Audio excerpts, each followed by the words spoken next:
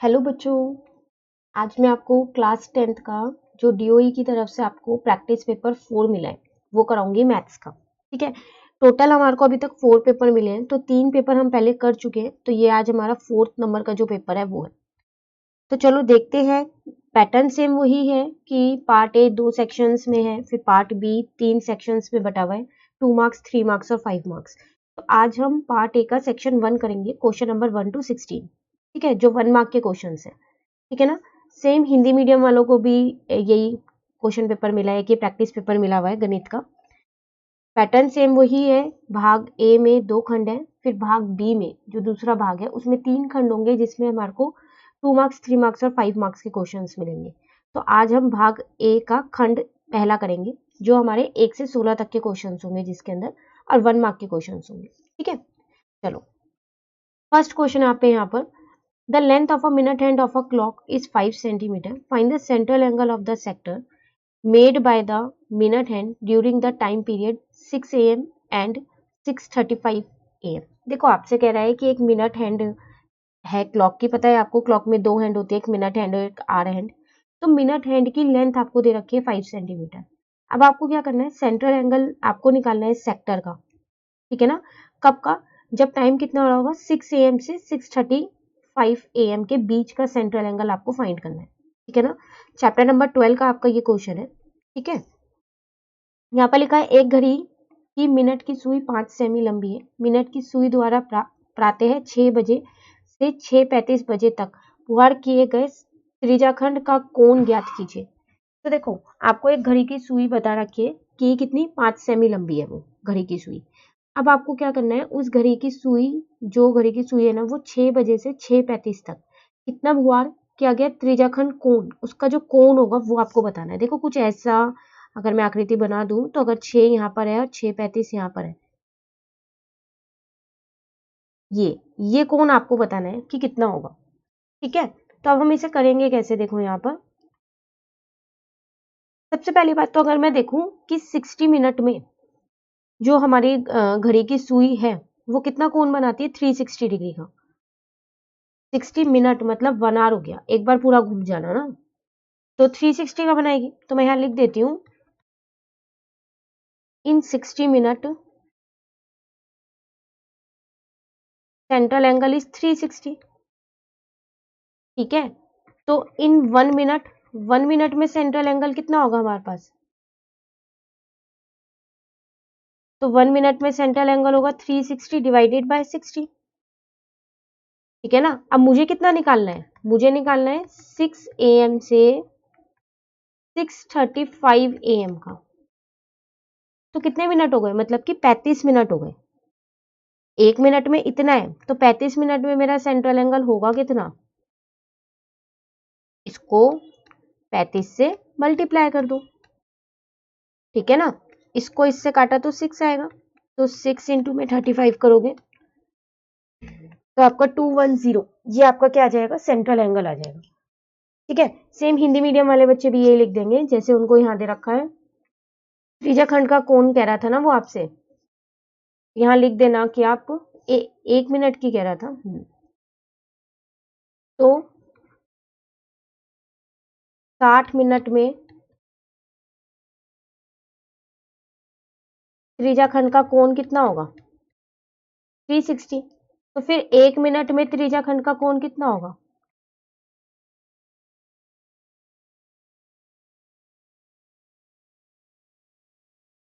1 minute, तो 360 divided by 60 हो जाएगा। आपको कितने मिनट का निकालना है, 6 मिनट, 6 am से 6:35 तक, तो उसमें त्रिज्याखंड का कोण कितना आएगा, 210। ठीक है। चलिए नेक्स्ट क्वेश्चन करते हैं। कह रहा है write a quadratic polynomial sum of whose zeros is 4 and product is -8। आपको क्वाड्रेटिक पॉलिनोमियल लिखनी है जिसके जीरोस और प्रोडक्ट आपको दे रखा है। एक द्विघात बहुपद लिखिए जिसके शुणांकों का योग 4 और गुणनफल कितना है, 8 है, माइनस का 8 है। तो बहुत आसान है ये, चैप्टर नंबर 2 का हमारे पास ये क्वेश्चन आया है। तो देखो क्वाड्रेटिक पॉलिनोमियल मेरे पास क्या होता है, वो होता है x square minus sum of zeros into में x plus product of zeros. Quadratic polynomial बनाने का यही फॉर्मूला होता है हमारे पास। ठीक है, यहाँ पर मैं लिख देती हूँ शुनांकों का योग, ठीक है, और यहाँ पर था शुनांकों का गुणनफल।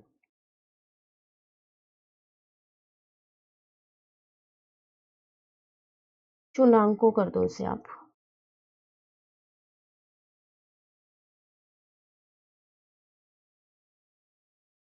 ठीक है ना, तो क्वाड्रेटिक पॉलिनोमियल आएगी कैसे आपकी एक्स स्क्वायर माइनस, अब अगर देखें तो शुनांकों का योग आपको दे रखा है 4, ठीक है, और गुणनफल दे रखा है आपको -8, तो दोनों बस इनके मान यहाँ रख दो, यहाँ पर आ जाएगा आपके पास 4 और ये एक्स ऐसी है प्लस यहाँ पर आ जाएगा आपके पास -8, तो एक्स स्क्वायर माइनस का 4x, देखो प्लस माइनस माइनस हो गया माइनस का 1, ये आपकी क्वाड्रेटिक पॉलिनोमियल बन गई। ठीक है, चलिए थर्ड क्वेश्चन करते हैं। कह रहा है after how many places the decimal expansion 13497/1250 will terminate, कितने डेसिमल प्लेसेस के बाद ये जो डेसिमल एक ही आपको ये नंबर दे रखा है ये टर्मिनेट हो जाएगा, कितने डेसिमल प्लेसेस के बाद, वो आपको बताना है। चैप्टर नंबर 1 का क्वेश्चन है ये आपके पास, यहाँ पर भी यही है, एक संख्या आपको दे रखी है का दशमलव निरूपण कितने दशमलव स्थान के बाद शांत होगा।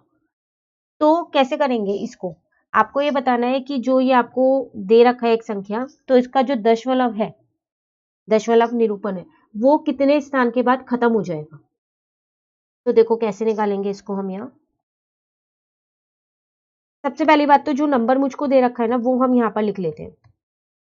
अब हमें पता है जो नीचे हर होता है डिनोमिनेटर, सिर्फ हम क्या करते हैं इसके फैक्टर्स निकाल लेते हैं।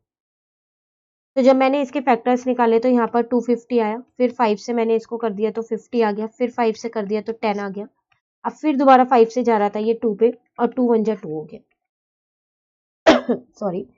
ठीक है, तो इसको तो मैंने ऐसे ही लिख दिया ऊपर वाले को, अंश को 1250 को मैंने लिख दिया 5 इंटू 5 इंटू 5 इंटू 5 इंटू 2। अब देखो ये तो ऐसे ही लिखा हुआ है और ये हो गया 5 की पावर 4 इंटू 2। हमें पता है जब भी इनकी डेसिमल एक्सपेंशन निकालने होते हैं तो हम क्या करते हैं, जो नीचे का ये बेस है इनकी जो पार है जो घात है वो एक जैसी होनी चाहिए, तो थोड़ा सा हम खुद से इसमें मल्टीप्लाई कर देते हैं। वो क्या, देखो 2 एक बार तो है, मुझे 3 बार और चाहिए, क्यों, ताकि ये भी 2 की पावर 4 बन जाए। तो मैंने ऊपर नीचे क्या किया, 2 की पावर 3 से मल्टीप्लाई कर दिया दोनों जगह। एक चीज आप ध्यान रखिएगा, जब भी आप मल्टीप्लाई करो या डिवाइड करो तो न्यूमरेटर और डिनोमिनेटर मतलब कि अंश और हर दोनों में करोगे, किसी एक में नहीं करोगे कि एक में करके छोड़ दिया दूसरे में नहीं किया, गलत हो जाएगा। तो ये आ गया 2 की पावर 3 मतलब 8 आ गया, ये हो गया 5 की पावर 4 इंटू 2 की पावर 4। ठीक है, इसको आप ऐसे ही रहने दो, आप इसको इंटू मत करो क्योंकि हमें उसकी जरूरत नहीं है फिलहाल। तो 5 इंटू 2 की पावर 4 आ जाएगा। ठीक है, तो ये आ गया 10 की पावर 4, तो इसको मैं ये लिख सकती हूँ ना यहाँ पर फिर, तो इसका मतलब आफ्टर 4 डेसिमल प्लेसेस,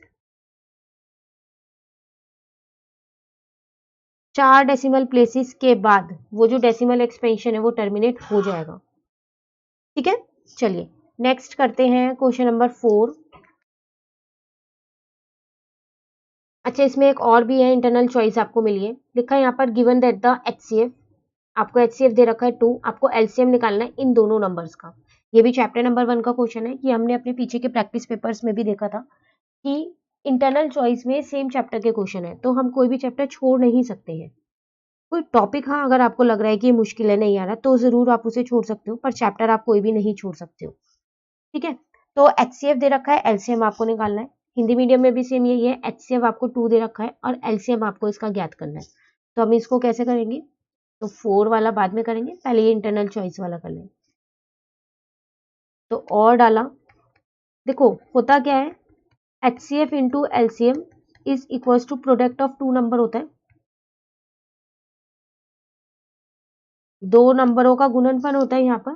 ठीक है, ये मुझे 2 दे रखा है, ये एलसीएम ही है, और यहाँ पर अगर मैं देखूँ प्रोडक्ट ऑफ 2 नंबर, तो दोनों नंबर मुझको दे रखे हैं क्वेश्चन में, एक 510 दे रखा है और एक 92 दे रखा है, बस एलसीएम तो यहाँ से निकल जाएगा, 510 इंटू में 92 डिवाइडेड बाय 2, इसको इससे कट कर दिया मैंने 46 आ गया, तो 510 इंटू में 46 मल्टीप्लाई कर दो, 23460 आपका एलसीएम आ गया। ठीक है, चलिए अब फोर्थ क्वेश्चन देखते हैं। कह रहे sure that the pair of linear equation is inconsistent, आपको एक लीनियर इक्वेशन 2 दे रखी है और कह रहा है शो करो कि ये इनकंसिस्टेंट है। तो तो कंडीशंस याद होंगी, हमने कंसिस्टेंट इनकंसिस्टेंट में पैरेलल इंटरसेक्टिंग कोइंसाइड कंडीशंस की थी, तो यहाँ पर वही कंडीशंस लगानी है। लिखा है दर्शाइए कि रैखिक समीकरण युग्म, दो रैखिक समीकरण युग्म दे रखे हैं वो असंगत है। तो उसके लिए वही जो स्थितियां हमने देखी थी वही हमें याद रखनी है, तभी हम कर सकते हैं। चैप्टर नंबर 3 का ये क्वेश्चन है आपके पास। देखो पहली बात तो मैं वो दोनों लिख देती हूँ यहाँ पर जो मुझे इक्वेशंस दे रखी हैं। अब इसमें हम क्या करते थे, A1 A2 निकाल लेते थे, 3 और 6 है यहाँ पर, ऐसे B1 B2 निकाल लेते थे, वो आपके पास -5 और -10 है, ऐसी C1 C2 निकाल लेते थे, वो आपके पास 7 और 3 है। देखो आपको ये शो करना है कि जो ये दो लीनियर इक्वेशन है, रैखिक समीकरण जो ये दो है, ये आपकी असंगत है। तो उसके लिए एक ही कंडीशन होती है, क्या होती है, अगर आपको उसकी कंडीशन याद हो तो A1/A2 जो है वो B1/B2 के तो इक्वल होता है, लेकिन C1/C2 के इक्वल नहीं होता। तो चलिए एक बार करके देख लेते हैं, क्या ये कंडीशन सेटिस्फाइड कर रहा है। ये किसकी, इनकंसिस्टेंट की कंडीशन है।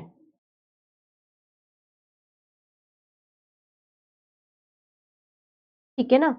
तो A1 अगर यहाँ पर देखूं तो 3/6 है, ये देखूं तो -5/-10 है, और यहाँ 7/3 है, ये इससे कट हो गया।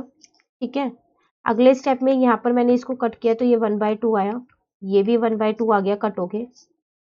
ठीक है, और ये 7/3 है, तो बिल्कुल सही है, ये तो सेटिस्फाइड कर रहा है इस कंडीशन को। इसका मतलब हमारे को यही शो करना था यहाँ पर कि ये दोनों जो है वो इनकंसिस्टेंट है, तो बिल्कुल है इनकंसिस्टेंट। देखो कंडीशन हमारी जो इनकंसिस्टेंट की है, असंगत की है, वो यहाँ पर क्या हो रही है, सेटिस्फाइड हो रही है। ठीक है, ये असंगत की कंडीशन है। ठीक है, चलिए क्वेश्चन नंबर 5 देखते हैं। लिखा है HCF of 3 into 5 and 3 5 is, आपको इन दोनों का HCF निकालना है। ठीक है, यहाँ पर है आपके पास सेम यही है, 3 इंटू 5 और 3 इंटू 5 का HCF क्या होगा वो आपको बताना है। तो देखो इसको कैसे करेंगे, यहाँ पर इस क्वेश्चन को पहले वो लिख लेते हैं। 3 इंटू में 3 है और 3 इंटू में 5 है। तो ऐसा करते हैं, इसको 3 बार लिख ही देते हैं फिर। ठीक है, एक सेकेंड, यहाँ पर 5 है और इसको 4 बार लिख देते हैं। ठीक है, एंड इसको भी ऐसा करते हैं, 4 बार लिख देते हैं। जो मुझे क्वेश्चन में दिया था मैंने सिर्फ उसको एक्सपेंड किया है और कुछ भी नहीं किया है अभी। देखो HCF का मतलब होता है जो कॉमन फैक्टर होते हैं। तो एक 3 यहाँ पर है, एक 3 यहाँ पर है, फिर एक 3 यहाँ पर है, एक 3 यहाँ पर है, एक 3 यहाँ पर है और एक 3 यहाँ पर है। जो कॉमन है उनको मैं सर्कल लगा रही हूँ। यहाँ एक 5 है, यहाँ एक 5 है, यहाँ एक 5 है, यहाँ एक 5 है। तो मतलब 3 बार तो 3 कॉमन है और 2 बार 5 कॉमन है। तो अगर मैं इन सबको मल्टीप्लाई कर दूंगी तो मेरा HCF आ जाएगा, क्योंकि HCF तो यही होता है कि जो भी दोनों संख्याओं में क्या हो, उभयनिष्ठ हो, उन्हें लिख लो। तो वही चीज मैंने यहाँ पर करी। ठीक है, चलिए क्वेश्चन नंबर 6 देखते हैं। Find the area of the sector of the circle with radius 21 centimetre and the angle of the sector is 60। Chapter number 12 का क्वेश्चन है, आपको एरिया ऑफ सेक्टर निकालना है, सिर्फ फॉर्मूला लगाना है क्योंकि दोनों चीज आपको दे रखी है। ठीक है, यहाँ पर लिखा है 21 सेमी त्रिज्या वाले वृत्त के त्रिज्या खंड का क्षेत्रफल ज्ञात कीजिए जिसका कोण कितना होगा, 60 डिग्री है। ठीक है, तो देखो कैसे करेंगे, हमको सिर्फ क्या करना है, यहाँ पर जो क्षेत्रफल का सूत्र होता है वो लगाना है, क्योंकि हमें जो त्रिज्या है वो भी दे रखी है और कोण भी दे रखा है। तो यहाँ पर करते हैं क्वेश्चन नंबर 6 अपना। तो अगर मैं बात करूं यहाँ पर एरिया ऑफ सेक्टर की, ठीक है, जिसको हिंदी में हम बोलते हैं त्रिज्या खंड का क्षेत्रफल, तो वो हमारे पास क्या होता है, थीटा अपॉन में 360 इंटू में पाई आर स्क्वायर, यही होता है। थीटा मुझे 60 दे रखा है, नीचे 360 ऐसी है, पाई की जगह मैंने 22/7 रख दिया। आर मुझे क्वेश्चन में गिवन था 21 त्रिज्या, तो दोनों जगह मैंने 21 रख दिया। इसको इससे कट किया 6 पे, इस 7 को इस 21 से कट किया 3 पे, इस 3 को इस 6 से कट किया 2 पे, इस 2 को इस 22 से कट किया 11 पे। तो इसका मतलब 11 इंटू 21, तो 231 सेंटीमीटर स्क्वायर मेरा त्रिज्या खंड का क्षेत्रफल आ गया, एरिया ऑफ सेक्टर। ठीक है, चलिए क्वेश्चन नंबर 7 पे आते हैं। स्टेट द पाइथागोरस थ्योरम, आपको पाइथागोरस थ्योरम लिखनी है। ठीक है, तो ये आप अपनी एनसीईआरटी बुक से इजीली देख के लिख सकते हो, प्लस आपकी वर्कशीट जो आई है लास्ट चैप्टर नंबर 6 की रिवीजन की, उसमें पाइथागोरस थ्योरम का मैंने आपको स्टेट वेंट जो है वो भी बताइए और इसका प्रूफ भी बताया, ठीक है। सेम यहाँ पर भी यही है, पाइथागोरस प्रमेय का कथन लिखना है। तो आप चाहो तो एनसीईआरटी बुक से लिख लो ये कथन, चाहो तो आप वर्कशीट से लिख लो। वर्कशीट में लिखा हुआ भी है और एक वर्कशीट में स्टेटमेंट लिखने के लिए आई थी, तो हमने उस टाइम पे लिखा भी था, ठीक है ना। चलिए नेक्स्ट देखते हैं। इसके साथ एक फिर इंटरनल चॉइस है, तो चैप्टर नंबर 6 की होगी। आपसे कह रहा है if corresponding side of two similar triangle are in the ratio 2:3 then find the ratio of their altitude. कह रहा है अगर दो सिमिलर ट्रायंगल की कॉरस्पॉन्डिंग साइड की रेशियो दे रखी है 2:3, तो बताओ उसका एल्टीट्यूड कितना होगा, वो किस रेशियो में होगा। तो जब ये दो सिमिलर ट्रायंगल है तो इनकी एक साइड की रेशियो 2:3 है, तो फिर इनकी एल्टीट्यूड की रेशियो भी तो 2:3 होगी। क्यों? क्योंकि ये दोनों तो सिमिलर ट्रायंगल है, तो रेशियोज तो सेम ही होंगी ना साइड की, तो एल्टीट्यूड की भी कितनी होगी, 2:3 होगी, ठीक है। हिंदी मीडियम वालों के लिए देखते हैं यहाँ।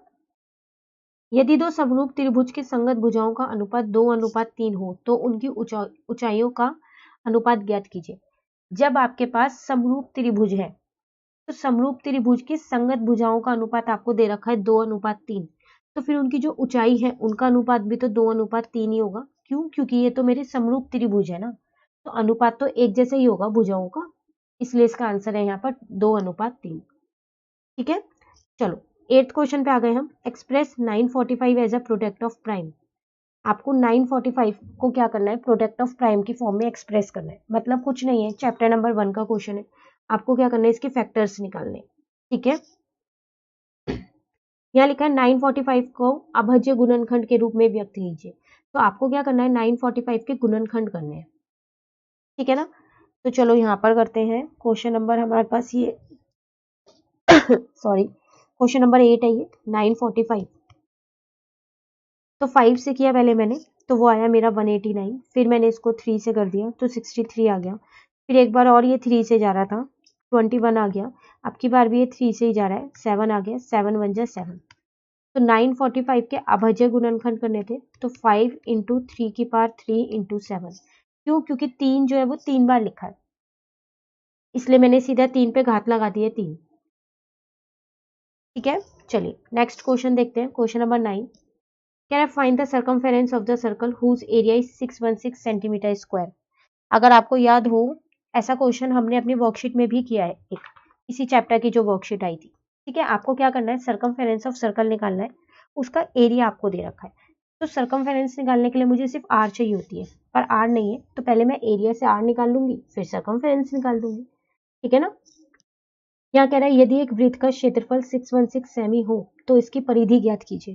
देखो आपको क्या दे रखा है, यहाँ पर क्षेत्रफल दे रखा है और आपको क्या करना है, परिधि निकालनी है। पर परिधि आप तभी निकाल सकते हो जब आप पे त्रिज्या होगी, जब तक त्रिज्या नहीं होगी आप परिधि नहीं निकाल सकते। तो ऐसा करते हैं, हम क्षेत्रफल से क्या करते हैं, पहले त्रिज्या निकाल लेते हैं, ठीक है। तो चलिए देखते हैं इसको लिखेंगे कैसे यहाँ पर। तो सबसे पहली बात तो मुझे एरिया दे रखा था, कितना था वो, 616 सेंटीमीटर स्क्वायर, ठीक है। तो ये मुझे क्षेत्रफल दे रखा है, तो एरिया मेरे पास होता क्या है, पाई आर स्क्वायर होता है। तो यहाँ 616 है, पाई की जगह 22/7, आर स्क्वायर ऐसे ही रहने दो क्योंकि ये आपको नहीं पता है। 616 into 7 divided by 22 is equal to r square हो जाएगा। 7 डिवाइड का था, इधर मल्टीप्लाई का हो गया, 22 मल्टीप्लाई का था तो डिवाइड का हो गया। इसको इससे मैंने कट किया तो 28 आ गया। तो 28 इंटू में 7 is equal to r square हो गया। तो ये आया मेरा 196 is equal to r square. इसको मैं 14 का स्क्वायर लिख सकती हूँ, स्क्वायर्स आपको अच्छे से याद होने चाहिए, ठीक है। स्क्वायर से स्क्वायर मैंने काट दिया, आर आ गया, चलो मेरा 14 सेंटीमीटर। एक बार देख लेते हैं सेंटीमीटर में ये। अब मुझे क्या निकालना था, सर्कमफेरेंस निकालना था। तो सर्कमफेरेंस मतलब कि परिधि होता क्या है, मेरे पास 2πr होता है। तो 2 मल्टीप्लाई पाई की जगह मैंने पाई रख दिया, ठीक है। अब बात करते हैं आर की, तो अभी निकाला है हमने 14, इसको इससे काटा 2 आ गया। तो 2 इंटू 22 इंटू में 2, तो 88 सेंटीमीटर आपका क्या आ गया, परिधि आ गया, ठीक है। चलिए नेक्स्ट देखते हैं। अच्छा इसके साथ फिर इंटरनल चॉइस है, कह रहा है if the diameter of a semi circular protractor is 14 find its perimeter. कह रहा है अगर मुझे डायमीटर दे रखी है सेमी सर्कुलर प्रोटेक्टर की, तो उसका पेरीमीटर निकालो कि क्या होगा। ठीक है, एक अर्धवृत्ताकार चांदे की परिधि ज्ञात कीजिए जिसका व्यास कितना है, 14 सेमी है। ऐसा क्वेश्चन भी आपके पास वर्कशीट में है, तो आप देख लो वर्कशीट आप लोगों के लिए कितनी इंपॉर्टेंट है। प्रैक्टिस पेपर में भी उन्हीं के क्वेश्चंस डाल रखे हैं कुछ कुछ, तो सारी वर्कशीट्स आपको 1 से लेके 91 तक की सारी वर्कशीट्स आपको अच्छे से करनी है। ठीक है, इस क्वेश्चन में आपको क्या बताना है, आपको परिधि निकालनी है किसकी, अर्धवृत्ताकार चांदे की जिसका व्यास आपको दे रखा है 14 है। सबसे पहले अगर मैं इसकी आकृति बना दूं, वैसे 1 मार्क के क्वेश्चंस में जरूरी नहीं होती, पर फिर भी मैं आपको समझाने के लिए बना देती हूँ। ये ऐसे कुछ आकृति होती है इसकी। तो ये मुझे दे रखा है, ठीक है, ये कितना दे रखा है मुझे 14, तो मुझे पेरीमीटर निकालना है। पेरीमीटर का मतलब परिधि मुझे यहाँ पर ज्ञात करनी है,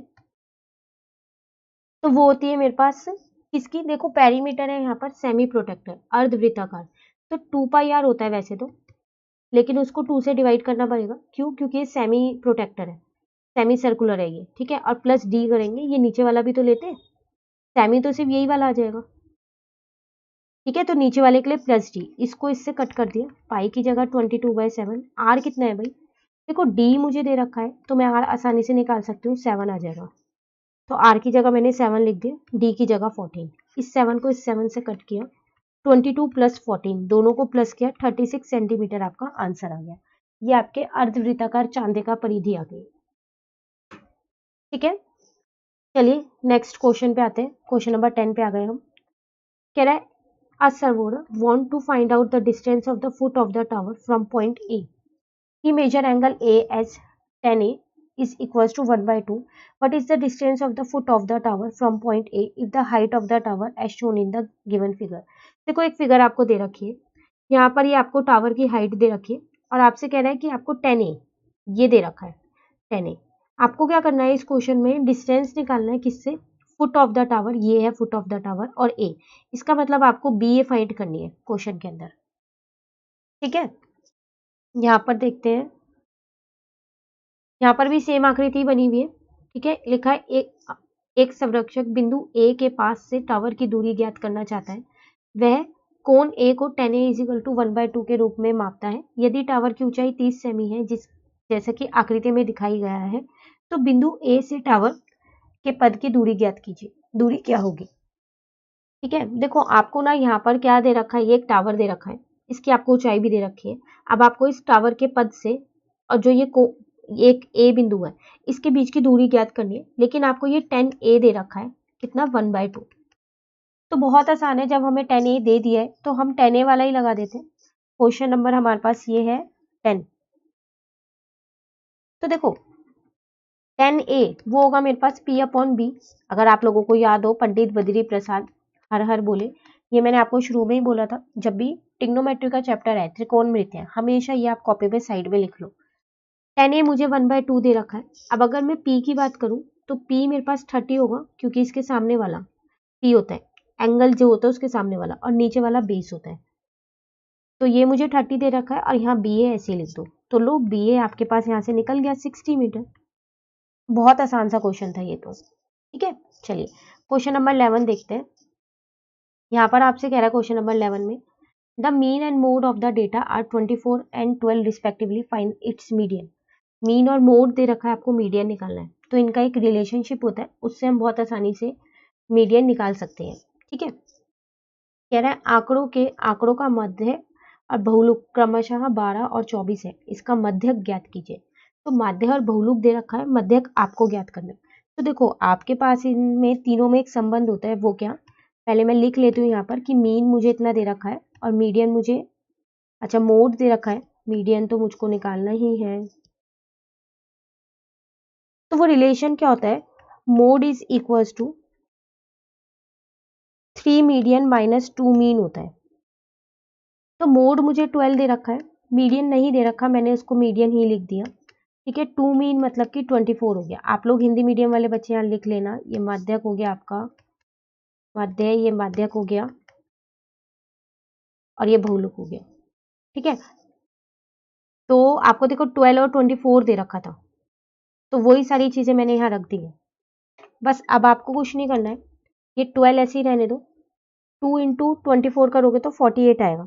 तो ये यहाँ के प्लस का हो गया 48 और ये इजिकल टू में 3 मीडियन है।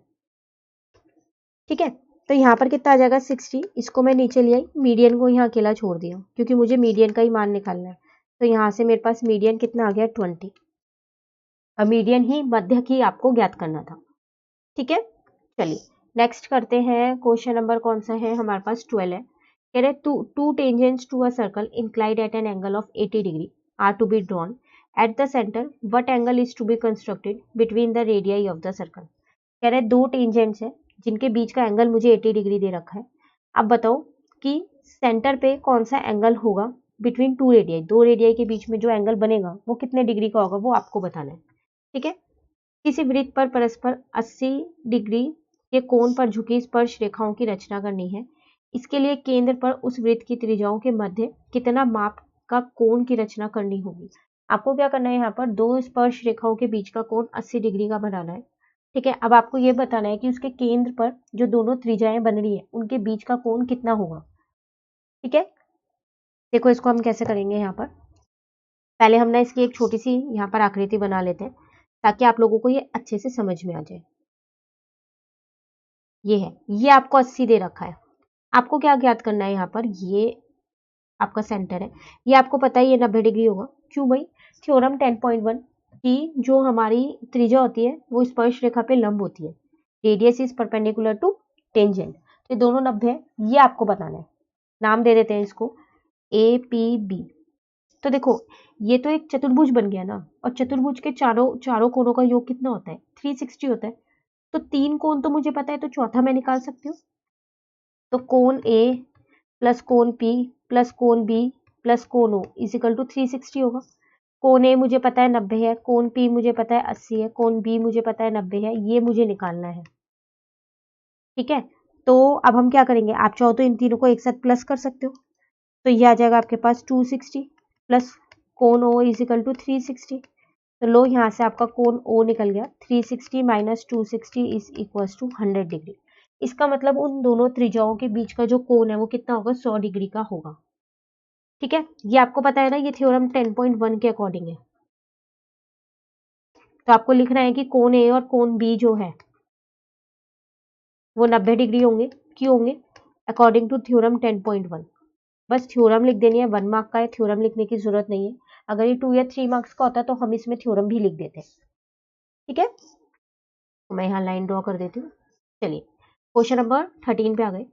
कह रहे the graph of a pair of linear equation of two variable represent parallel lines, will it be consistent और इनकंसिस्टेंट। कह रहा है एक लीनियर इक्वेशन है दो वेरिएबल्स वाली, ठीक है, मतलब दो इक्वेशन है दो वेरिएबल्स वाली, वो पैरेलल लाइंस, उनका जो ग्राफ बनेगा वो ऐसे बनेगा पैरेलल लाइंस का। तो आप बताओ कि वो कंसिस्टेंट होगा या इनकंसिस्टेंट होगा। तो क्या होगा वो, तो इनकंसिस्टेंट, क्योंकि पैरेलल लाइन मतलब नो सॉल्यूशन है ना, और वो क्या होता है हमारे पास, इनकंसिस्टेंट होता है। ठीक है, कह रहे दो चर के रैखिक समीकरण युग का ग्राफ समांतर रेखाओं को दर्शाता है, क्या वह संगत हल है या असंगत। तो जब समांतर रेखाएं हैं, ठीक है, तो उनका तो कोई हल ही नहीं है ना, तो वो कौन सा हल होता है, वो होता है मेरे पास असंगत। इन क्वेश्चंस के लिए आपको जो वो टेबल आपकी वर्कशीट में दी गई थी वो अच्छे से याद होनी चाहिए, तभी आप ये क्वेश्चंस कर सकते हो। ठीक है, उसके बाद नेक्स्ट इसमें फिर आपको एक चॉइस दे दिए, कह रहे for 2x plus 3y is equal to 4 express y in terms of x। y की वैल्यू निकालनी है, इसमें एक इक्वेशन आपको दे रखी है लेकिन x की फॉर्म में निकालनी है। ठीक है ना, यहाँ पर आपसे कह रहे हैं 2x plus 3y is equal to 4 के लिए y को x के पदों में व्यक्त कीजिए। तो y का मान निकालना है लेकिन किसमें, x की फॉर्म में निकालना है। तो देखो कैसे निकालेंगे हम यहाँ पर, तो ये हम क्वेश्चन नंबर 13 कर रहे हैं उसका और वाला पार्ट। ठीक है ना, ये है मेरे पास इक्वेशन। तो जब y का मान निकालना है तो ऐसा करते हैं, y को अकेला छोड़ देते हैं। मैं इस 2x को इधर ले आई तो ये माइनस का हो गया, अब 3 को नीचे ले जाओ, डिवाइड का हो गया, निकल गया y का मान, निकल गया किसमें, x की फॉर्म में निकल गया। ठीक है, चलिए नेक्स्ट करते हैं question number 14। A pen stand contains 3 red pen and 4 blue pen. एक पेन स्टैंड है जिसमें 3 रेड पेन है और 4 ब्लू पेन है। One pen is drawn at random, what will be the probability of getting the blue pen. तो आपने एक pen इसमें से रैंडमली निकाल लिया, बताओ प्रोबेबिलिटी क्या होगी किसकी, ब्लू पेन की। ठीक है, यहाँ पर कह रहा है एक कलमदान में 3 लाल पेन और 4 नीले पेन है। एक पेन यथाचित रूप से निकाला जाता है, नीले रंग के पेन प्राप्त करने की प्रायिकता क्या होगी? देखो, एक आपके पास यहाँ पर पेन स्टैंड है, उसमें 3 लाल पेन और 4 नीले पेन है। अब आपने उसमें से एक पेन निकाल लिया, ठीक है, बिना देखे निकाला रैंडमली। आप ये बताओ नीले पेन आने की प्रायिकता होगी क्या? तो देखो, करेंगे कैसे इसको हम यहाँ पर क्वेश्चन नंबर 14 को। मुझे प्रायिकता किसकी निकालनी है? ब्लू पेन की, नीले पेन की। तो नीले पेन अगर मैं यहाँ पर देखूं, नीले पेन है मेरे पास कितने? 4 है, ठीक है। तो यहाँ पर तो मेरे पास 4 आ जाएगा, और कुल पेन मेरे पास कितने हैं? 7, क्योंकि 3 लाल पेन भी है, ठीक है ना। आप लोग यहाँ पर इसे लिख लेना, नीले पेन की निकाल रहे हैं। तो यही आपका आंसर हो गया 4/7, ठीक है। इसके साथ चॉइस में एक और क्वेश्चन है, वो भी देख लेते हैं। यहाँ आपसे कह रहे हैं a die is thrown once, what will be the probability of getting a multiple of 3। आपने एक डाइस है, उसको एक बार थ्रो किया, प्रोबेबिलिटी बताओ कि मल्टीपल ऑफ 3 आए उस पर, ठीक है। यहाँ लिखा है एक पासे को एक बार फेंका जाता है, 3 के गुणजों के आने की प्रायिकता क्या होगी?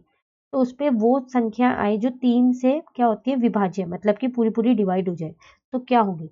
तो अगर मैं यहाँ पर देखूँ, आउटकम्स मेरे पास होते क्या क्या है जब मैं एक डाई को थ्रो करती हूँ? तो 1 2 3 4 5 6, तो 3 की टेबल में तो सिर्फ यही 2 नंबर आते हैं। तो मेरे पास प्रायिकता मल्टीपल ऑफ 3 की अगर मैं यहाँ पर बात करूँ, तो वो कितनी होगी? 2 ही नंबर है, और डिवाइडेड बाय 6, तो इसका मतलब 1/3 हो जाएगी। तो इसका मतलब जो 3 के गुणज है उनके आने की प्रायिकता क्या है? 3 के गुणज के आने की 1/3 है, ठीक है। चलिए नेक्स्ट क्वेश्चन देखते हैं, क्वेश्चन नंबर 15। 2 ही क्वेश्चन रह गए, फिर हमारा पार्ट ए जो है सेक्शन 1 कंप्लीट हो जाएगा। कह रहा है यहाँ पर what will be the angle of elevation of 15 metre high tower from the foot of the tree which is 15 metre away from the tower. Angle of elevation आप बताओ, अगर आपको एक टावर की हाइट दे रखी है और वो एक ट्री से कितनी दूरी पे है वो भी आपको बता रखा है, ठीक है। लिखा है यहाँ पर एक टावर किसी पेड़ के पद से 15 मीटर दूरी पर स्थित है। यदि टावर की ऊंचाई 15 मीटर है तो पेड़ के पद से टावर के शीर्ष का उन्नयन कोण ज्ञात कीजिए। तो आपको एक टावर दे रखा है, एक पेड़ दे रखा है, कह रहा है जो टावर है ना वो पेड़ के पद से कितना? 15 सेंटीमीटर की दूरी पर है, सॉरी 15 मीटर की दूरी पर है, और टावर की ऊंचाई भी दे रखी है, तो आपको उन्नयन कोण ज्ञात करना है। तो देखो इसे हम कैसे करेंगे। सबसे पहले तो मैंने वो टावर ही बना दिया यहाँ पर, ये 15 मीटर का था टावर। अब मैंने माना कि पेड़ का जो पद है वो ये है, तो ये दूरी मुझे दे रखी है 15 मीटर। तो जो ये बन रहा है एंगल ऑफ एलिवेशन, मतलब कि उन्नयन कोण जो बन रहा है, ठीक है, आपको ये बताना है कितना बनेगा। ये जो है आपका फुट ऑफ द ट्री है, फुट ऑफ द ट्री का मतलब पेड़ का पद है ये आपके पास। बहुत आसान है निकालना इसको। तो देखो मैंने यहाँ पर लगा दिया tan थीटा, वो होता है मेरे पास P/B। अभी हम पीछे भी करके आए थे। अब tan थीटा मैंने ऐसे ही रहने दिया, P मतलब यहाँ ये निकालना है, तो इसके सामने वाला तो 15/15 हो जाएगा, ठीक है ना। B भी 15 है, दोनों को कट किया 1 आ गया। अब मैंने क्या किया, tan theta is equal to tan 45 लिख दिया। क्यों? क्योंकि tan 45 1 होता है, तो थीटा मेरा कितना आ गया? 45 डिग्री, और मुझे यहाँ पर थीटा ही निकालना था, ठीक है। चलिए लास्ट क्वेश्चन कर लेते हैं, फिर बाकी के जो हमारे ये केस स्टडी के क्वेश्चन है ये हम अपनी नेक्स्ट क्लास में करेंगे। चारों ही प्रैक्टिस पेपर मैं आपको बार बार बोल लूँ, बहुत इंपॉर्टेंट है बोर्ड एग्जाम के लिए, तो आप इन्हें अच्छे से प्रिपेयर कीजिएगा, ठीक है।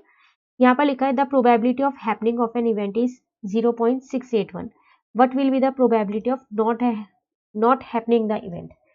एक इवेंट के होने की प्रोबेबिलिटी दे रखी है और ना होने की आपको निकालनी है। किसी घटना के घटने की प्रायिकता 0.681 है, उस घटना के ना घटने की प्रायिकता क्या होगी? एक घटना के घटने की प्रायिकता आपको दे रखी है और ना घटने की प्रायिकता आपको निकालनी है। बहुत आसान है, हमने एक फॉर्मूला याद किया था इसका, वो क्या था? PE plus P0 is equal to 1। PE मतलब होता है जो घटना के घटने की प्रायिकता होती है, वो मुझे दे रखी है। अब PE0 होता है जो घटना के नहीं घटने की प्रायिकता होती है, जो कि मुझे निकालनी है। तो बस निकल जाएगी यहाँ पर 1 माइनस 0.681, माइनस कर दो 0.319, आपकी वो प्रायिकता आ गई जो उस घटना के ना घटने की, ठीक है। तो ये थे आपके पास 16 क्वेश्चंस, हमने सारे ही क्वेश्चंस कर लिए। इंटरनल चॉइस जो थी वो वाले भी कर लिए, पर आपको एग्जाम में कोई भी एक करना है, ठीक है ना। अब जो केस स्टडी वाला है वो हम कब करेंगे? अपनी नेक्स्ट क्लास में करेंगे। तो अगर आपको ये वीडियो अच्छी लगी तो आप इसे लाइक ज़रूर कीजिएगा और मेरे चैनल को सब्सक्राइब कीजिएगा। Thank you.